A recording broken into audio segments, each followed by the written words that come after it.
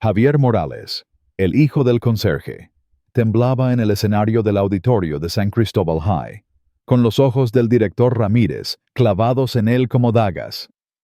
Veamos si el hijo del que limpia nuestros pisos puede tocar algo más que un trapeador, gritó Ramírez por el micrófono, su voz resonando con un desprecio que hizo estallar risas crueles entre los estudiantes y padres presentes. El público, vestido con ropa de diseño, se inclinaba hacia adelante, esperando una burla pública. Pero cuando los dedos temblorosos de Javier tocaron el piano, una melodía etérea de Chopin llenó el aire, silenciando las risas y dejando a todos boquiabiertos. Las notas, cargadas de una pasión que nadie esperaba, transformaron la humillación planeada en un momento de asombro. ¿Desde dónde escuchas esta historia hoy? Si alguna vez te han subestimado por tu origen, da un me gusta y deja un comentario con la palabra justicia para unirte a esta lucha contra el prejuicio. Suscríbete para ser parte de nuestra familia de narradores y descubre cómo un solo instante en el escenario cambió la vida de Javier para siempre. Javier Morales, de 14 años. Caminaba por los pasillos relucientes de San Cristóbal High, una escuela secundaria de élite en los suburbios de Atlanta. Sus zapatillas gastadas chirriaban contra el mármol pulido que su padre, Miguel Morales, limpiaba cada madrugada. En un mundo de ropa de marca, autos de lujo y charlas sobre casas de verano, Javier se sentía como un intruso. Era un estudiante becado. Admitido gracias a un engaño, su padre había usado la dirección de su tía dentro del distrito escolar, porque su pequeño apartamento de 2 habitaciones, al otro lado de los límites, no calificaba. La muerte de su madre, Ana, por cáncer 2 años atrás, había destrozado las finanzas familiares, forzándolos a mudarse a ese lugar humilde. Miguel, un exprofesor de música de Harmony Arts Academy, había perdido su trabajo por recortes presupuestarios y ahora era conserje en San Cristóbal. Un empleo que aceptó no por orgullo, sino por la oportunidad de darle a Javier una educación mejor. Cada mañana, Miguel dejaba a Javier en la escuela antes de empezar su turno. Y cada noche, Javier esperaba en la biblioteca hasta que su padre terminaba de limpiar las oficinas administrativas. Nadie parecía notar al conserje negro que mantenía los espacios impecables, excepto el director Richard Ramírez, cuyo rostro se endurecía con desdén cada vez que veía a Miguel. Ramírez, un hombre alto y de mirada fría, había forjado la reputación de San Cristóbal sobre lo que él llamaba excelencia y tradición. En las reuniones del consejo escolar, enfatizaba esas palabras mientras miraba de reojo a los pocos estudiantes de minorías, insinuando que su presencia diluía el prestigio de la escuela. Javier había escuchado una vez, escondido cerca de un armario de suministros, cómo Ramírez le decía al subdirector: «No podemos permitir que este lugar se convierta en un refugio para casos de caridad del centro de la ciudad». Esas palabras ardían en la memoria de Javier mientras se deslizaba hacia su clase de historia americana, sentándose en la última fila, invisible para sus compañeros. Su único consuelo era la clase de música con la señora Clara Torres, una profesora mayor que estaba a meses de jubilarse.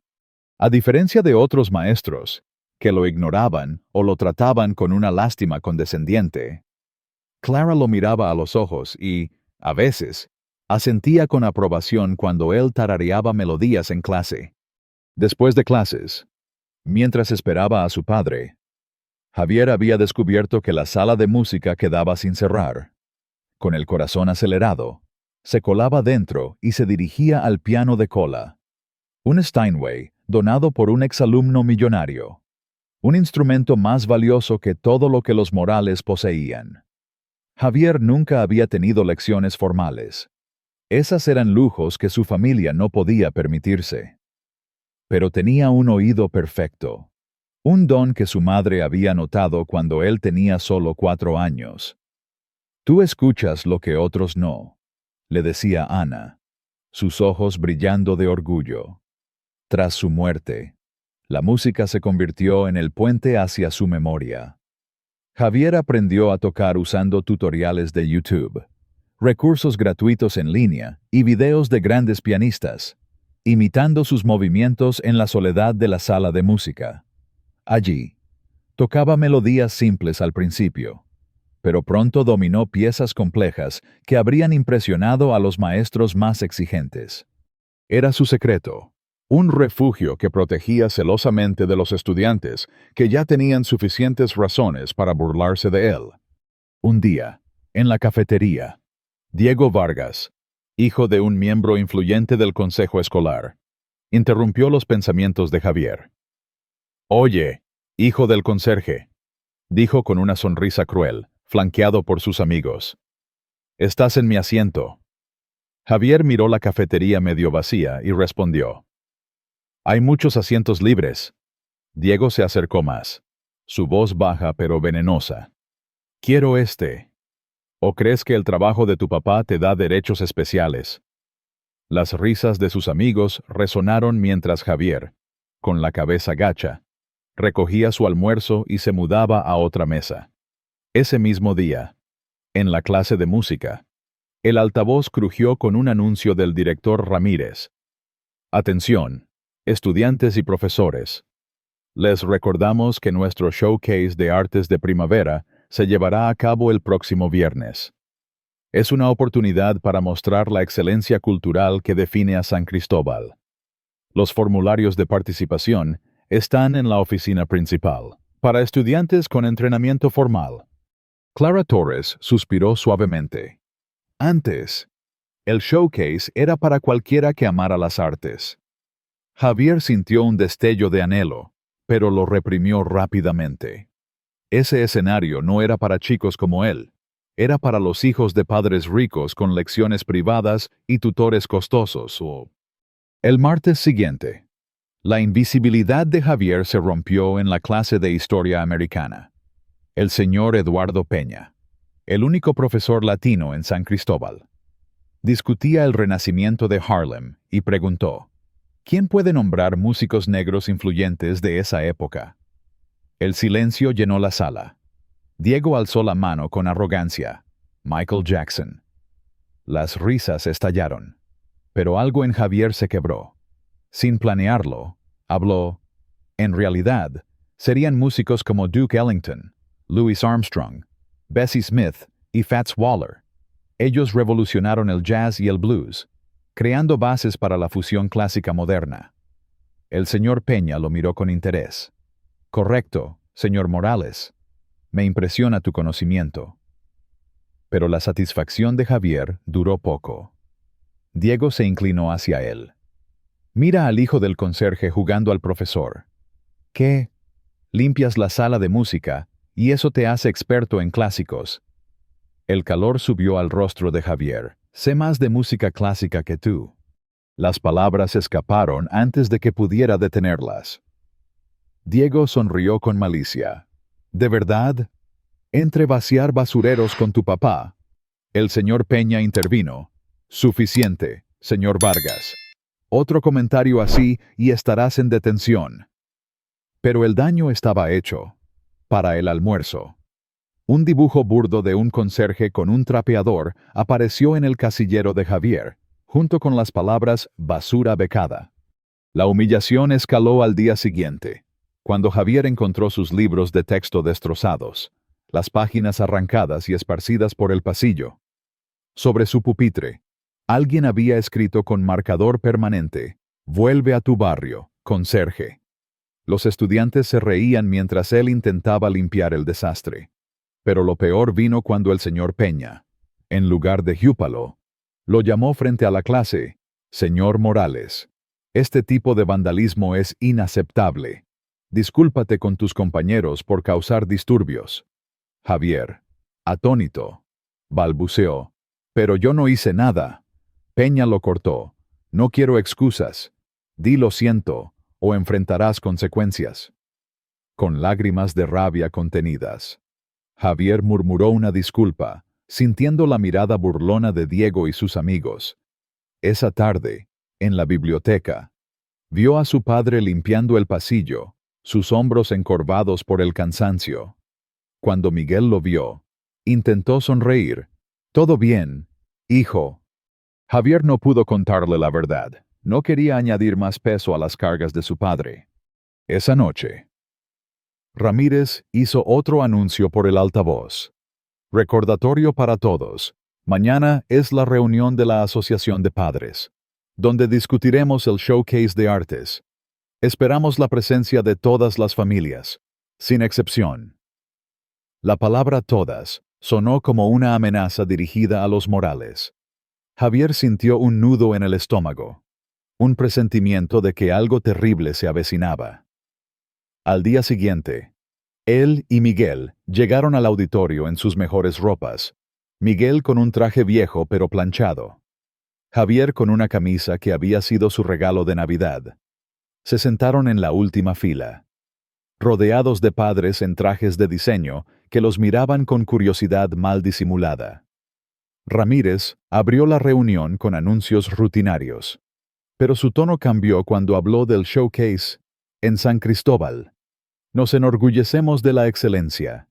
Este evento mostrará la calidad superior de nuestra educación y refinamiento cultural. Sus ojos se detuvieron en Javier y Miguel, y una sonrisa fría cruzó su rostro. De hecho, esta noche tendremos un pequeño adelanto. El corazón de Javier se detuvo cuando Ramírez continuó. Entiendo que tenemos talentos ocultos entre nosotros. Javier Morales, por ejemplo, ha afirmado tener un gran conocimiento de la música clásica. ¿Por qué no subes al escenario y nos das una demostración? Un murmullo recorrió el auditorio. Miguel susurró, confundido, ¿qué está pasando? Pero Javier no pudo responder. Sus piernas lo llevaron al escenario como si no le pertenecieran. Ramírez señaló el piano de cola. Dado que afirmas tal experiencia, toca algo clásico, acorde con los estándares de San Cristóbal. Las risas estallaron, lideradas por Diego, quien ya tenía su teléfono listo para grabar la humillación. Clara Torres, sentada cerca del escenario, frunció el ceño, claramente disgustada. Los padres cuchicheaban, algunos incómodos, otros divertidos, esperando un espectáculo de torpeza. Javier se paró frente al piano, sus manos temblando. Miró a su padre, cuyo rostro mostraba una mezcla de confusión y furia creciente al entender el plan de Ramírez. Recordó las palabras de su madre. La música habla cuando las palabras fallan. Pequeño. Cerró los ojos. Respiró hondo y dejó que sus dedos tocaran las teclas. Las primeras notas del nocturno en Mi bemol mayor de Chopin llenaron el auditorio, suaves al principio, pero ganando fuerza. Las risas se apagaron. Los teléfonos bajaron. Javier se perdió en la música, su cuerpo meciéndose con la melodía. No era perfecto, pero la emoción cruda en su interpretación hizo que los defectos técnicos parecieran insignificantes. Cuando las notas finales se desvanecieron, el silencio era absoluto. Clara Torres fue la primera en levantarse, aplaudiendo con lágrimas en los ojos. Otros se unieron, primero tímidamente, luego con entusiasmo, hasta que casi todo el auditorio estaba de pie. Miguel, con lágrimas corriendo por su rostro, miraba a su hijo con una mezcla de asombro y orgullo. Ramírez, atónito, intentó recuperar el control. Bueno, una actuación. Interesante. Un truco bien ensayado, aunque no exactamente el nivel de comprensión musical que esperamos en San Cristóbal. Pero una madre desde el público gritó, «Eso no fue un truco. El chico tiene talento». Varios padres asintieron, mientras Diego y sus amigos intercambiaban miradas de incredulidad. Clara se acercó a Javier. «¿Desde cuándo tocas así?» Antes de que pudiera responder, Ramírez se interpuso. «Gracias, señor Morales. Puedes volver a tu asiento». Pero el daño estaba hecho. El plan de humillación había fracasado estrepitosamente. Sin embargo, mientras el público se dispersaba. Javier sintió la mirada de Ramírez sobre él, llena de una furia contenida que prometía represalias. Esa noche, en su apartamento, Miguel abrazó a su hijo. ¿Cómo aprendiste a tocar así? Javier confesó, después de que mamá murió. Practicaba en la sala de música mientras te esperaba. Aprendí solo. Miguel, con lágrimas en los ojos, susurró, tu madre estaría tan orgullosa. Pero la victoria de Javier fue efímera. Al día siguiente, encontró un nuevo mensaje en su casillero, no perteneces aquí, rata. Durante la clase de matemáticas, Diego, accidentalmente, derramó jugo sobre la mochila de Javier, arruinando sus cuadernos. Lo peor vino cuando el señor Peña, en lugar de reprender a Diego, le dijo a Javier, si no puedes cuidar tus cosas, no deberías estar en esta escuela. La injusticia ardía en el pecho de Javier, pero lo que lo destrozó fue ver a su padre esa tarde, limpiando el desastre de jugo en el pasillo, sin saber que era por culpa de su hijo. Ramírez, desde el final del corredor, observaba con una sonrisa que helaba la sangre. La batalla apenas comenzaba, y Javier sabía que el precio de su talento sería más alto de lo que había imaginado. ¿Alguna vez has sentido la furia de ser juzgado por quién eres y no por lo que puedes hacer? ¿Has enfrentado una injusticia que te hizo querer gritar? Deja un comentario con la palabra justicia y comparte tu historia. Dale, me gusta, si crees que nadie debería ser silenciado por su origen. Y suscríbete para seguir esta historia de lucha y redención. ¿Qué hará Ramírez para vengarse? ¿Podrán Javier y Miguel resistir? La respuesta está por venir. El corazón de Javier Morales latía con furia mientras miraba el piano de cola destrozado en la sala de música de San Cristóbal High. Las cuerdas estaban cortadas, el barniz rayado con un insulto racista grabado en la superficie brillante basura. La palabra ardía en sus ojos como una bofetada. Sospechaba que Diego Vargas, el hijo del influyente miembro del consejo escolar, estaba detrás, pero no tenía pruebas. El eco de las risas crueles de la noche del PTA aún resonaba en su mente. Pero esto era diferente, un ataque directo, una declaración de guerra. Javier apretó los puños, la rabia mezclándose con una impotencia que lo consumía. Sin el piano, su refugio, su conexión con su madre, había sido arrancado de sus manos. Pero no se rendiría. Encontraría otra manera de tocar, de resistir. Mientras limpiaba las lágrimas de frustración, juró que su música hablaría más alto que el odio de Ramírez y sus aliados. La mañana siguiente, Javier entró a la escuela con la cabeza baja, pero el ambiente había cambiado. Los susurros lo seguían por los pasillos, algunos de admiración, otros de desprecio. Una chica de la orquesta, Sofía Kim, una violinista prodigio de ascendencia coreana, se acercó tímidamente durante el almuerzo. ¿Es verdad que te enseñaste solo a tocar?, preguntó, sus ojos brillando con curiosidad.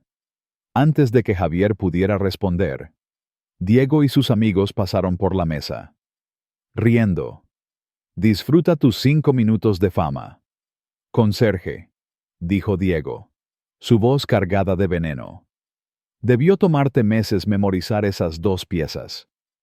Javier ignoró el comentario, pero notó algo nuevo en la voz de Diego: inseguridad.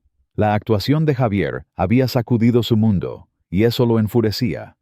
En la clase de música, la señora Clara Torres dejó caer un sobre con partituras en el pupitre de Javier. «Estúdialas», susurró, mirando con cautela hacia la puerta.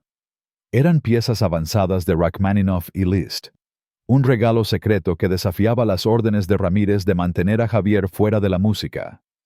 Clara, a pesar de estar a punto de jubilarse, arriesgaba su posición al apoyarlo, pero la solidaridad de Clara no podía protegerlo de la creciente hostilidad. Durante el recreo, alguien empujó a Javier contra un casillero. Genio musical o no, sigue siendo el hijo del que limpia.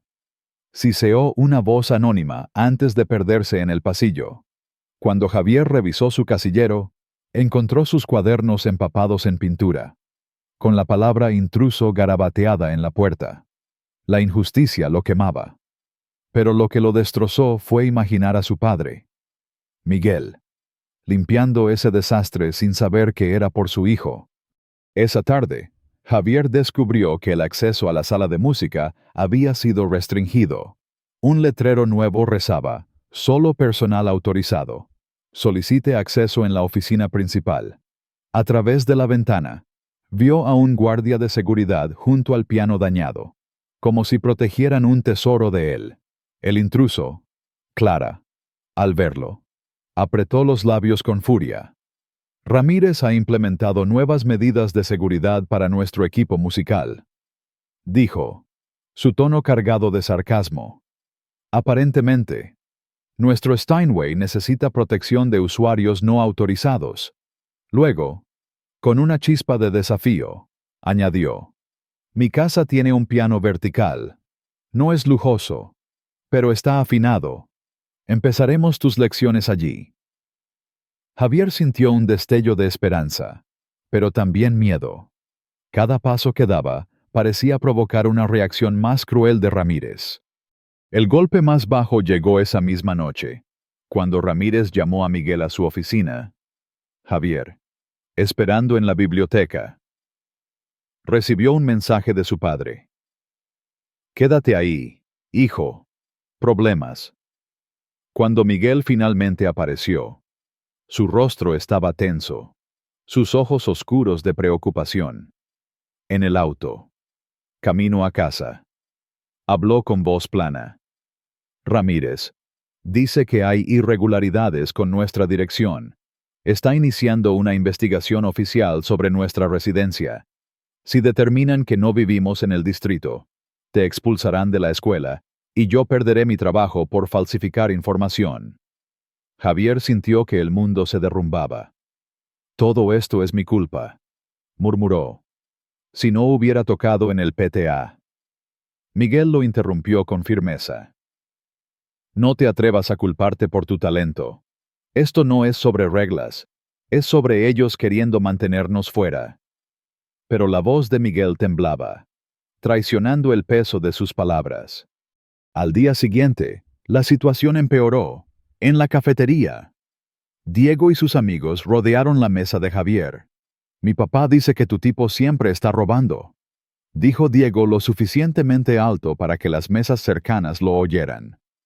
Primero nuestro lugar en la escuela, ahora intentando robar el escenario del showcase. Uno de sus amigos accidentalmente volcó la bandeja de Javier, derramando comida sobre su ropa.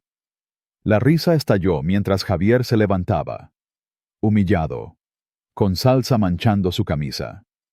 Ups, parece que tendrás que limpiarlo. Buena práctica para tu futuro. No, se burló Diego. El señor Eduardo Peña, que estaba supervisando la cafetería, simplemente desvió la mirada, como si no viera nada. La traición de Peña, el único profesor latino, dolió más que las burlas. Javier sabía que Peña temía a Ramírez, pero su silencio era cómplice. Peor aún. Ramírez comenzó a esparcir rumores entre los padres, insinuando que Miguel había robado suministros de limpieza para venderlos.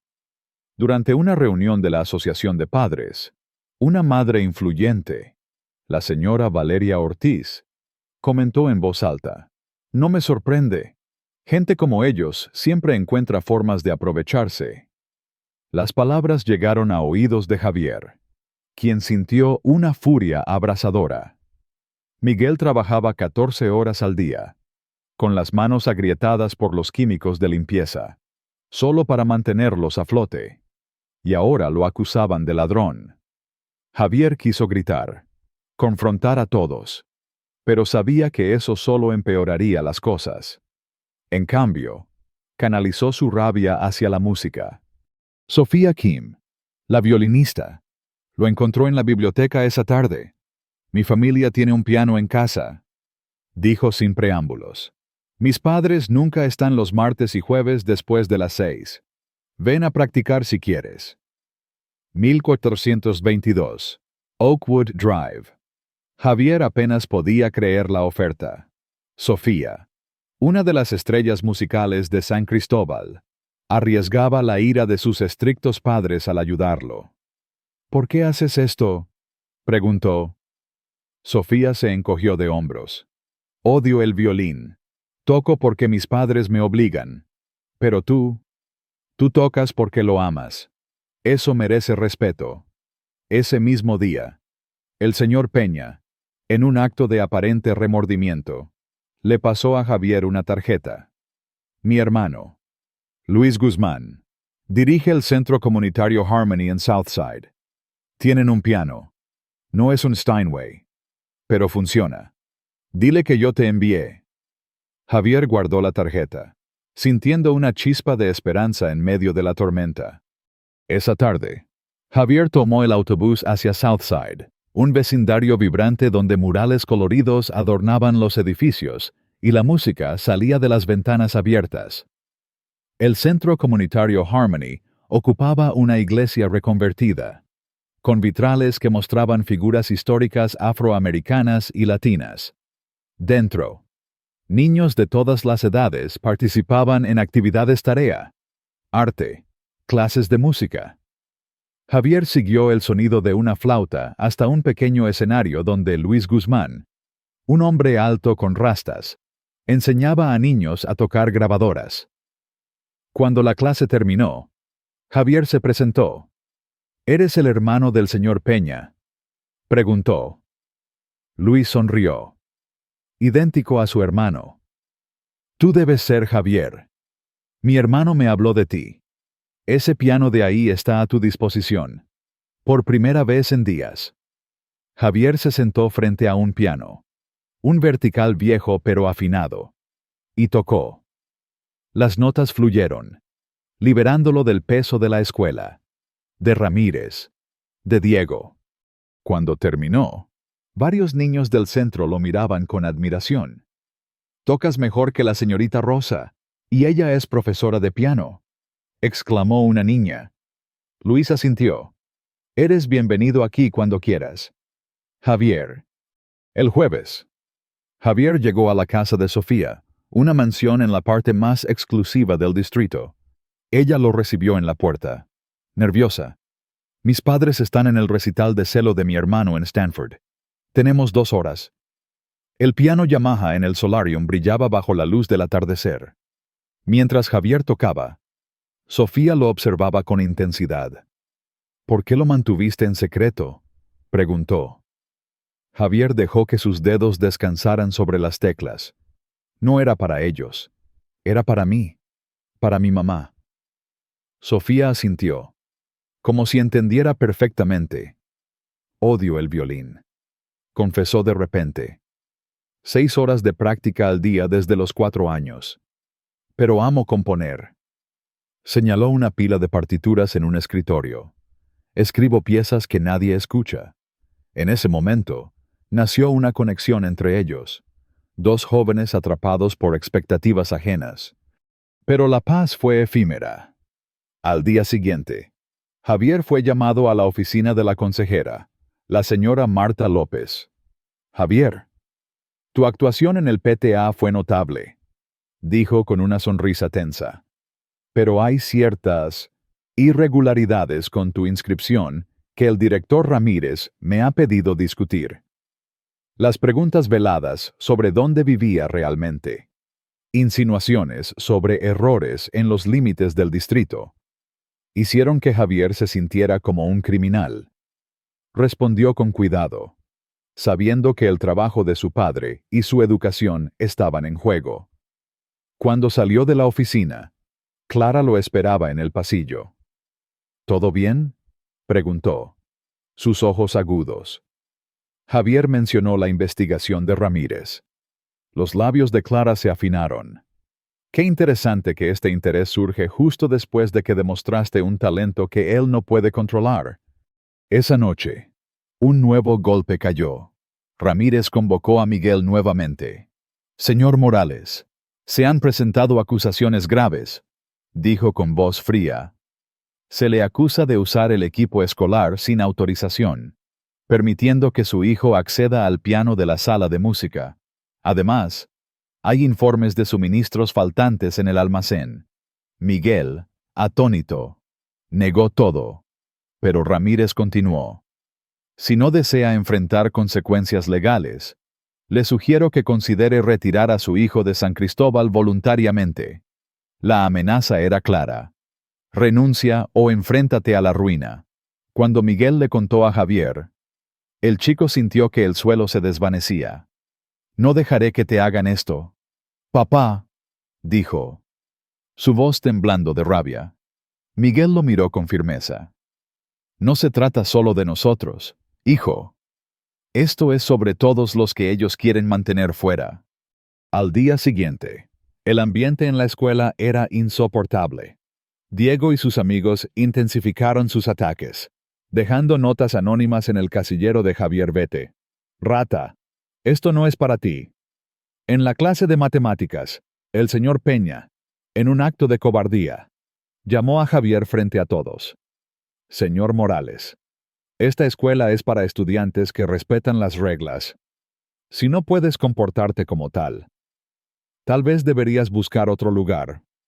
Las palabras, dichas con una sonrisa falsa, encendieron una furia en Javier que apenas pudo contener.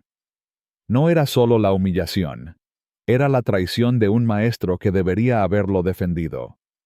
Durante el almuerzo, una chica de la orquesta, Amara Díaz, una soprano conocida por su voz poderosa en la iglesia local, se sentó junto a Javier. No dejes que te rompan, dijo. Lo que hiciste en el PTA fue increíble. Mi iglesia organiza eventos comunitarios. Deberías tocar allí. La invitación, aunque pequeña, fue un recordatorio de que no estaba solo. La gota que colmó el vaso llegó cuando Javier descubrió que el consejo escolar, liderado por el padre de Diego, había cambiado las reglas del showcase de artes. Ahora requerían 3 años de instrucción formal con un maestro acreditado y certificados de exámenes musicales reconocidos. Era una barrera diseñada para excluirlo, pero la comunidad no se quedó de brazos cruzados.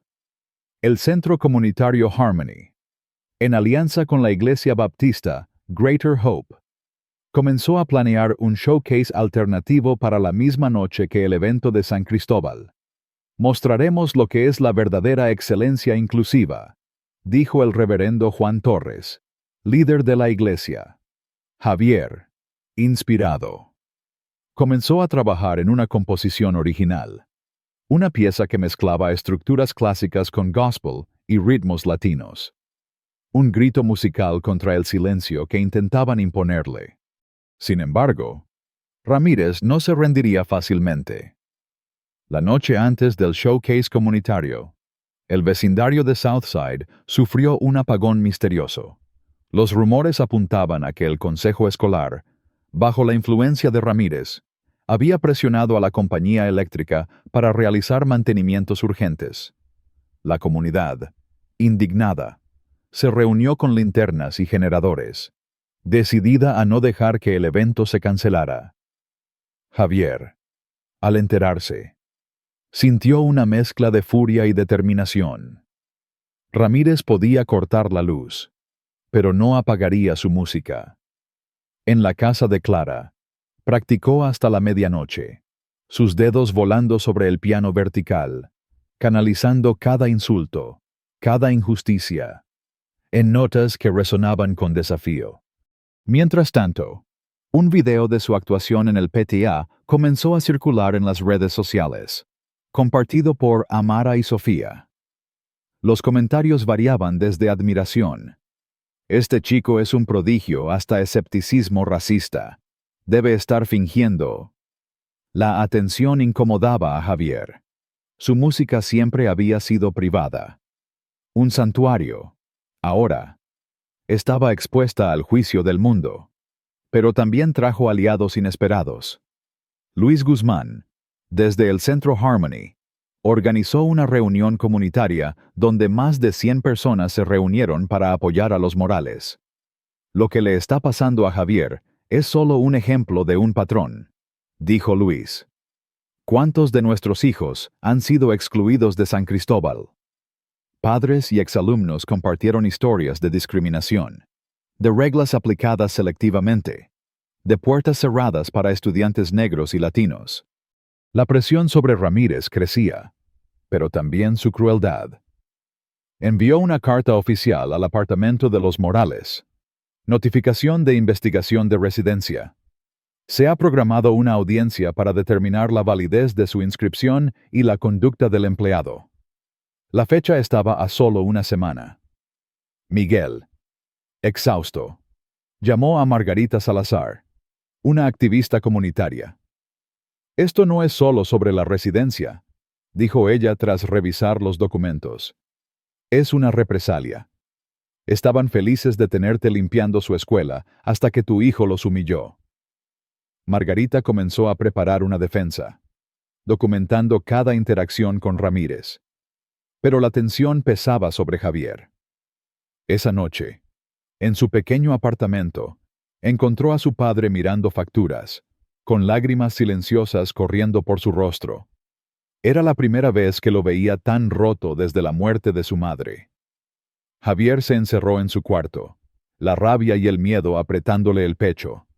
Ramírez no solo quería silenciarlo, quería destruir a su familia. ¿Has sentido alguna vez la furia de ver a alguien querido ser aplastado por un sistema injusto? ¿Has enfrentado un odio que intenta arrancarte lo que más amas? Si esta historia te indigna, deja un comentario con la palabra justicia y comparte cómo has resistido la opresión. Dale, me gusta, si crees que el talento debe brillar sin importar el origen. Y suscríbete para no perderte el próximo capítulo de esta lucha épica. Si Ramírez logra apagar la luz de Javier, ¿podrá la comunidad mantener viva su música? Descúbrelo pronto. La furia ardía en el pecho de Javier Morales, como un incendio que no podía contener. Cada palabra cruel, cada puerta cerrada, cada mirada de desprecio se acumulaba, formando una tormenta que amenazaba con estallar. La notificación de Ramírez, con su lenguaje frío y burocrático, era más que un papel, era una sentencia. Un intento descarado de arrancarles todo lo que él y su padre, Miguel, habían construido con sudor y sacrificio. Pero esa noche, en el pequeño apartamento de paredes descascaradas, algo cambió dentro de Javier. La rabia ya no era solo dolor, era combustible. No permitiría que Ramírez, Diego o el consejo escolar apagaran su música ni destruyeran a su familia. Si querían guerra, la tendrían. El amanecer trajo un aire denso, cargado de tensión. Javier caminó hacia San Cristóbal High con los puños apretados, el eco de la amenaza de Ramírez resonando en su mente. En la escuela, el ambiente era un campo minado. Los estudiantes lo miraban de reojo, algunos con admiración, otros con desdén. Diego Vargas, flanqueado por su séquito, lo interceptó en el pasillo principal. ¿Qué? Morales, ¿crees que tu pequeño numerito en el PTA te hace alguien? Escupió Diego, su voz cargada de veneno. Mi papá dice que tú y tu padre estarán pidiendo limosna en una semana. Javier lo miró a los ojos, su corazón latiendo como un tambor de guerra. Dile a tu papá que no sabe con quién se metió, respondió, su voz baja pero afilada como un cuchillo. Diego dio un paso atrás, desconcertado por la intensidad en los ojos de Javier. Por primera vez. El matón parecía inseguro. En la clase de música, Clara Torres estaba más desafiante que nunca. Ramírez cree que puede controlarlo todo, susurró mientras le entregaba a Javier un nuevo paquete de partituras. Esta vez con una pieza de Chopin marcada con notas a lápiz. Estúdiala. Es un nocturno, pura emoción. Toca con el corazón. Javier, no con miedo, pero el desafío de Clara iba más allá de las partituras. Durante el recreo, lo llevó a un rincón del patio donde nadie podía oírlos. He hablado con otros profesores, dijo, su voz temblando de indignación. Ramírez está presionando para que te expulsen antes del showcase. Dice que eres una distracción para el prestigio de la escuela. Pero no está solo.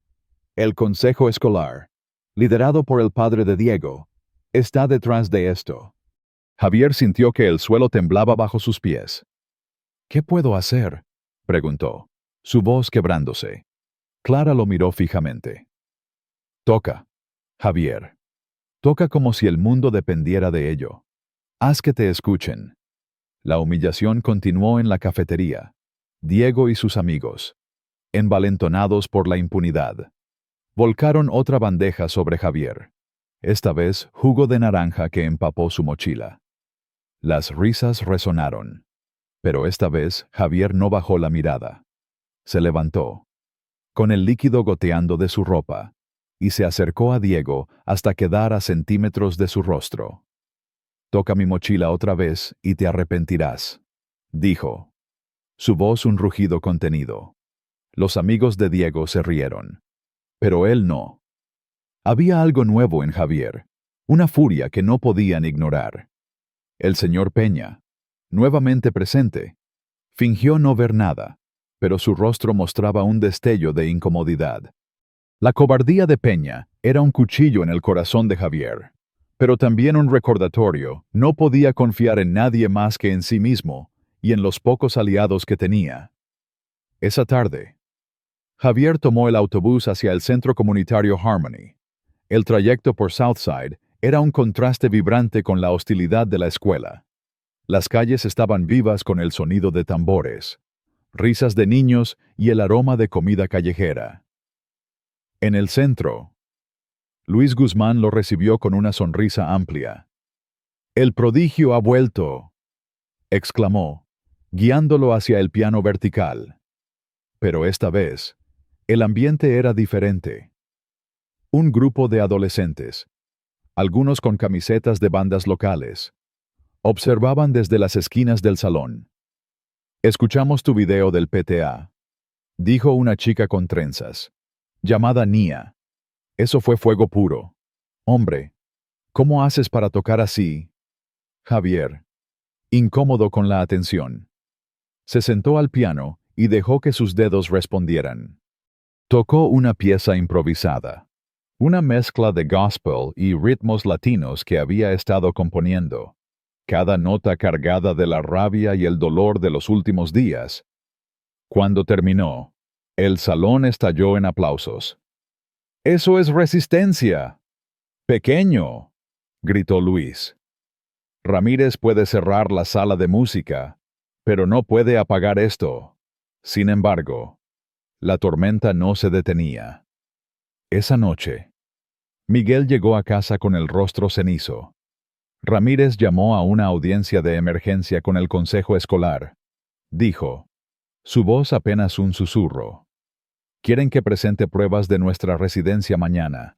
Si no lo hago, te expulsan y yo pierdo mi trabajo». Javier sintió que la rabia lo consumía. No era solo una audiencia, era una emboscada. Ramírez no estaba jugando limpio. Había oído rumores de que el director había contratado a un investigador privado para rastrear su dirección, buscando cualquier excusa para declararlos fuera del distrito. Miguel, exhausto, intentó calmarlo. «Hijo, no dejes que esta rabia te consuma. Lucha con tu música, no con tus puños». Pero Javier ya no podía contenerse. «¿Luchar?», respondió, su voz temblando. «Ellos no están luchando, papá. Están tratando de borrarnos». Miguel lo abrazó, pero Javier sintió las lágrimas de su padre contra su hombro. Esa imagen, la de un hombre fuerte roto por la injusticia, fue el golpe final. Al día siguiente, la escuela era un campo de batalla. Diego y sus amigos intensificaron sus ataques, dejando notas en el casillero de Javier con insultos cada vez más crueles. «Vete a México. Rata. Tu papá limpia bien, pero no lo suficiente para salvarte». Javier las arrugó, su sangre hirviendo. En la clase de historia, el señor Peña, En otro acto de cobardía, lo llamó al frente para discutir un ensayo que nunca había asignado, solo para humillarlo frente a la clase. Tal vez si pasaras menos tiempo tocando el piano y más estudiando, no estarías en problemas, dijo Peña, su tono goteando con descendencia. Los estudiantes rieron, pero Sofía Kim, sentada al fondo, se levantó. Señor Peña, con todo respeto, Javier tiene las mejores notas de esta clase. Tal vez debería revisar sus hechos antes de hablar. El salón quedó en silencio. Peña, rojo de vergüenza, desvió la mirada. Sofía le guiñó un ojo a Javier. Una chispa de solidaridad en medio del caos. Esa tarde, en la casa de Clara, Javier tocó el nocturno de Chopin con una intensidad que hizo temblar las paredes. Cada nota era un grito, un desafío, un puñetazo contra el sistema que intentaba aplastarlo. Clara, con lágrimas en los ojos, lo interrumpió. Esto es más grande que tú, Javier, dijo. Tu música está despertando a la gente. El video de tu actuación tiene miles de vistas. La comunidad está hablando. Ramírez está nervioso. Pero la noticia no trajo alivio. La audiencia con el consejo escolar era inminente, y Ramírez había preparado el terreno para una ejecución pública. Javier sabía que no solo estaba luchando por su lugar en la escuela, sino por su padre, por su comunidad, por todos los que habían sido silenciados. El centro comunitario Harmony se convirtió en su refugio. Allí, con Luis, Nia y otros jóvenes, Javier comenzó a planear su contraataque. El showcase alternativo, organizado por la iglesia Greater Hope, estaba tomando forma. Amara Díaz, la soprano, se unió al proyecto, prometiendo cantar una pieza que complementara la composición de Javier. Sofía, rompiendo con su timidez, trajo sus propias partituras. Quiero tocar contigo, dijo, mostrando una pieza que había compuesto. Una mezcla de melodías clásicas y ritmos electrónicos. Es hora de que mi música también hable. Juntos, comenzaron a ensayar, sus instrumentos tejiendo una sinfonía de resistencia. Pero el tiempo se agotaba. Ramírez había intensificado su campaña, enviando cartas a los padres de San Cristóbal, acusando a Miguel de conducta inapropiada y sugiriendo que Javier era una influencia negativa. La comunidad latina y afroamericana de Southside respondió con furia. Margarita Salazar, la activista, organizó una protesta frente a la escuela, con carteles que decían «Justicia para Javier» y «El talento no tiene fronteras». La noche antes de la audiencia, el apagón en Southside se repitió, esta vez acompañado por patrullas policiales que rondaban el vecindario. Los rumores apuntaban a que el padre de Diego había influido en el departamento de policía local, intimidando a los residentes para que no asistieran al showcase comunitario. Pero la comunidad no se dejó amedrentar. Con generadores y linternas, transformaron el Centro Harmony en un faro de resistencia. Javier, agotado pero imparable, practicó hasta las 3 de la madrugada, su composición original tomando forma un himno que mezclaba la furia del gospel, la pasión del flamenco y la melancolía de Chopin. Cada nota era un puñetazo, un grito, una declaración de que no se rendiría. El día de la audiencia amaneció gris, con nubes pesadas sobre San Cristóbal. Javier y Miguel entraron al auditorio de la escuela, donde Ramírez y el consejo escolar los esperaban como buitres. El padre de Diego, el señor Vargas, presidía la mesa, su sonrisa arrogante cortando como un cuchillo. Señor Morales, presente sus pruebas de residencia, dijo Ramírez, su tono goteando desprecio. Miguel, con manos temblorosas, entregó los documentos, facturas, contratos de alquiler, todo en regla. Pero Ramírez los descartó con un gesto. Estos documentos no son suficientes. Hay discrepancias en las fechas. Javier, incapaz de contenerse, Se levantó. «Esto no es sobre documentos», gritó, su voz resonando en el auditorio. «Es porque toqué en el PTA y los humillé. Es porque no quieren a alguien como yo en su escuela perfecta». El silencio que siguió fue ensordecedor. Vargas, rojo de furia, golpeó la mesa. «¿Cómo te atreves a hablarle así al director?», rugió. Pero Javier no retrocedió. «¿Cómo se atreven ustedes a tratar a mi padre como basura después de todo lo que ha dado por esta escuela?», respondió, su voz temblando de rabia. De repente, la puerta del auditorio se abrió. Clara Torres entró, seguida por Margarita Salazar, Luis Guzmán, Sofía Kim, Amara Díaz y una docena de residentes de Southside. «No están solos», dijo Margarita, sosteniendo una carpeta llena de firmas. Más de 500 personas han firmado una petición exigiendo una investigación sobre las prácticas discriminatorias de esta escuela.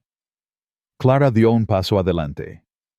«He presentado una queja formal ante el distrito escolar. Ramírez, tus irregularidades son un pretexto. Todos sabemos lo que está pasando aquí». La tensión en el auditorio era eléctrica. Ramírez, por primera vez, parecía acorralado. Pero Vargas no cedió. «Esto es una audiencia, no un circo», espetó. «Si no tienen pruebas concretas, esta discusión termina aquí». En ese momento, Sofía sacó su teléfono y proyectó un video en la pared del auditorio. Era una grabación de Diego y sus amigos destrozando el piano de la sala de música, tomada por una cámara de seguridad que Clara había activado en secreto. Los rostros de los chicos eran claros, al igual que la palabra basura garabateada en el barniz. El auditorio estalló en murmullos. Vargas palideció, pero Ramírez intentó recuperar el control. «Esto no cambia los hechos sobre la residencia», dijo, su voz tensa, pero Margarita lo interrumpió. «Oh, sí cambia todo. Director, esto demuestra un patrón de hostigamiento y racismo. Y tenemos más correos electrónicos entre usted y el señor Vargas planeando esta audiencia como una represalia». La evidencia era abrumadora. Los miembros del consejo escolar se miraron, incómodos. Por primera vez, Javier sintió que la balanza comenzaba a inclinarse. Pero la victoria era frágil. Ramírez, con la calma de un depredador acorralado, dijo: «Esto no ha terminado. La audiencia continuará mañana». Mientras Javier y Miguel salían del auditorio, la comunidad los rodeó, ofreciendo abrazos y palabras de aliento. Pero la furia de Javier no se apagaba. Ramírez no se rendiría, y el showcase comunitario, programado para esa noche, era su última oportunidad de hacer escuchar su voz. En el Centro Harmony, la comunidad trabajaba a contrarreloj. Los generadores rugían, las linternas iluminaban el escenario, y los músicos ensayaban con una pasión que desafiaba el apagón. Javier, Sofía y Amara subieron al escenario, sus instrumentos listos para la batalla. La pieza de Javier, ahora titulada Fuego de Southside, era un rugido musical, un himno de resistencia que unía sus raíces latinas con la fuerza de la comunidad. Cuando las primeras notas resonaron, la multitud rugió. Cientos de personas, desde niños hasta ancianos, llenaban el centro, sus rostros iluminados por la esperanza. Javier tocó como nunca antes, sus dedos desatando una tormenta de emociones. Sofía, al violín, añadió capas de intensidad, mientras la voz de Amara se elevaba como un faro en la oscuridad. Ramírez podía apagar la luz, pero no podía silenciarlos. Al final de la pieza, la multitud estalló en aplausos, algunos llorando, otros gritando: «¡Justicia!». Javier, jadeando, miró a su padre en la primera fila. Miguel, con lágrimas en los ojos, levantó los pulgares en señal de orgullo. Por un momento, La furia de Javier se transformó en algo más grande: determinación. Pero la noche no terminó sin un último golpe. Mientras la comunidad celebraba, un mensaje llegó al teléfono de Margarita Ramírez. Había convencido al consejo escolar de suspender a Miguel de inmediato, alegando insubordinación. La audiencia de mañana decidiría no solo el futuro de Javier, sino el de toda su familia.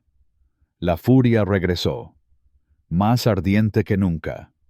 Ramírez no solo quería ganar, quería destruirlos. Javier apretó los puños, su mente corriendo. No se rendiría. La comunidad estaba con él, y su música era un arma que Ramírez no podía controlar.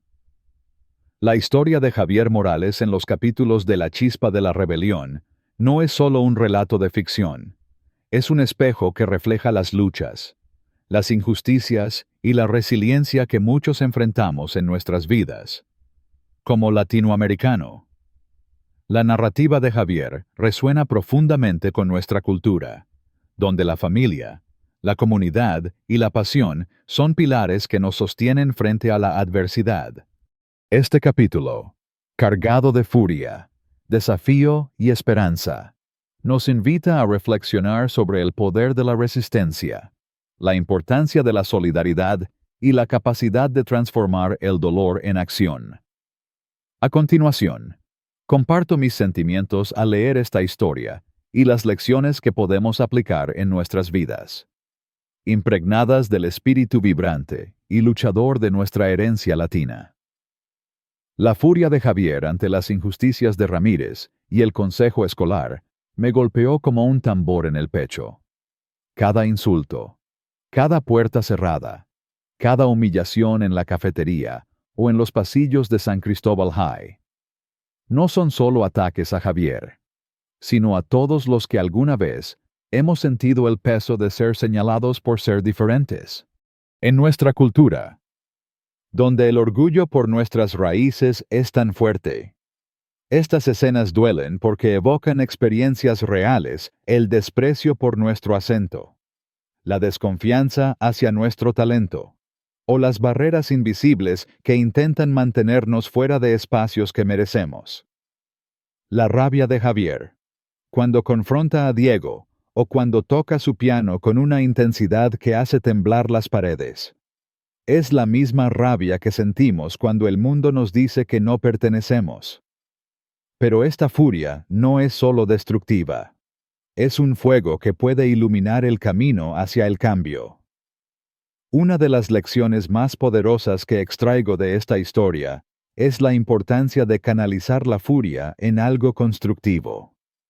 Javier no se limita a gritar o a pelear con los puños. Transforma su dolor en música, en un himno que une a su comunidad. Esto me recuerda a los grandes artistas latinos como Celia Cruz o Frida Kahlo, quienes convirtieron sus luchas personales en expresiones universales de resistencia. En mi vida, he aprendido que la ira, cuando se controla, puede ser un motor para la creatividad y el cambio. Por ejemplo, cuando enfrenté discriminación en mi trabajo por mi origen, en lugar de rendirme, usé esa frustración para estudiar más, mejorar mis habilidades y demostrar mi valía. Javier nos enseña que nuestras pasiones, ya sea la música, el arte, la escritura o cualquier otra, son armas poderosas para desafiar la opresión. Otro aspecto que me conmueve es la fuerza de la comunidad en la historia. La solidaridad de Clara, Sofía, Amara, Luis y los residentes de Southside es un recordatorio de que no estamos solos.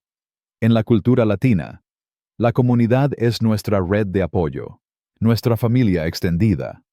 Las abuelas que cocinan tamales para una fiesta, los vecinos que se reúnen para ayudar a un amigo en apuros, o los jóvenes que marchan juntos por justicia. Todos reflejan ese espíritu colectivo que vemos en el centro comunitario Harmony. Cuando Ramírez intenta apagar la luz de Southside, la comunidad responde con linternas, generadores y un showcase que desafía el apagón.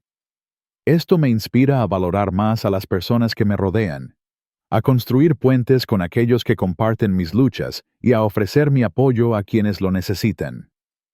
En mi vida, he aprendido a buscar aliados, a escuchar las historias de otros y a trabajar juntos para superar obstáculos, ya sea en el trabajo, en la familia o en la comunidad. La traición de figuras como el señor Peña, un latino que debería haber sido un aliado, también me golpeó fuerte. Su cobardía refleja una realidad dolorosa a veces. El miedo o la ambición pueden llevarnos a traicionar a los nuestros. En nuestra cultura, la lealtad es un valor sagrado. Y ver a Peña mirar hacia otro lado mientras Javier es humillado es un recordatorio de que no todos los que comparten nuestro origen estarán de nuestro lado. Esto me enseña a ser valiente, a alzar la voz incluso cuando es incómodo. En mi propia experiencia, he enfrentado momentos en los que colegas de mi misma comunidad prefirieron callar ante una injusticia para no arriesgar su posición.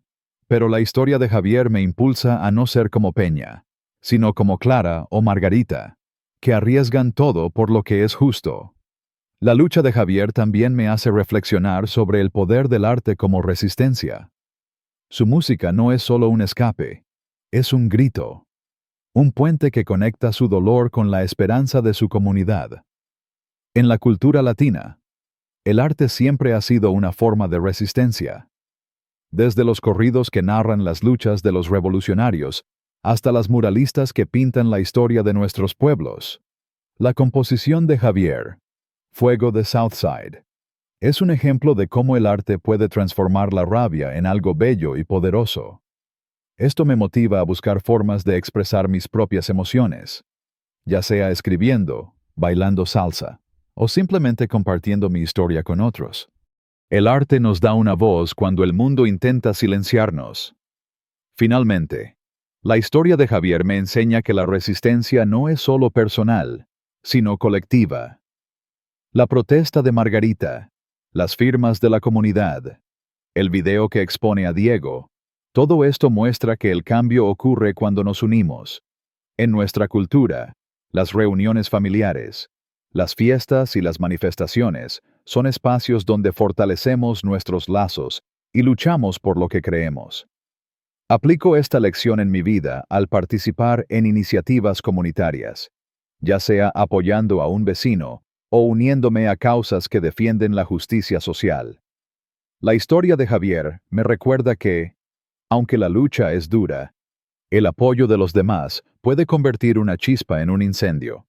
En conclusión, la historia de Javier Morales es un llamado a no rendirnos, a transformar nuestra furia en acción y a apoyarnos en nuestra comunidad. Nos enseña que el talento, la pasión y la solidaridad pueden desafiar incluso los sistemas más opresivos. En un mundo que a menudo intenta silenciarnos, debemos tocar más fuerte, amar más profundo y luchar más unidos. Como latinos, llevamos en la sangre la resiliencia de nuestros antepasados, y esta historia nos invita a honrar ese legado.